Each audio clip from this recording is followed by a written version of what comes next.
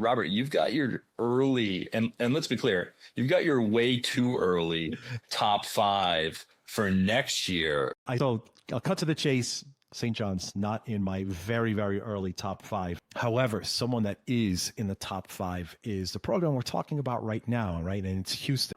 For now, I'm probably going to project Milos Uzan to go pro. Number two, and even though they didn't pick him up, is actually going to be Arkansas. No, not because of the the game that they played against St. John's. It goes far beyond that. Arkansas, they really surged towards the end of the season.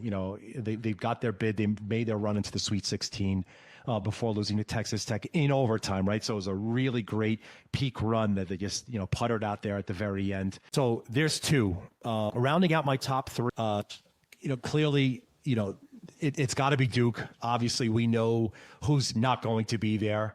The main attraction, as his nickname goes, Cooper Flagg's, going to be, the top three, if not the number one overall pick. We'll see how that, draft ends up going. So we talked about Houston, Arkansas, Duke, Purdue. A lot of people have Purdue number one, and I can't really blame them for having Purdue number one, but their team, they could be looking at a preseason Wooden Award winner, 2 All-Americans on the roster next season. Braden Smith is going to be the best guard in the country. So just let's get that name into everyone's lexicon today, right now. Braden Smith, Purdue, best guard. And it's going to happen. Then a player that's coming, Oscar Clough, almost 18 a game at South Dakota State.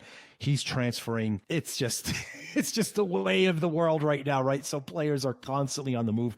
We're not even done figuring out how the transfer portal is going to close. But right now, irregardless of how it goes, I like those teams right now. Michigan probably fills out my top. So for certain, Houston, Duke, Arkansas, Purdue.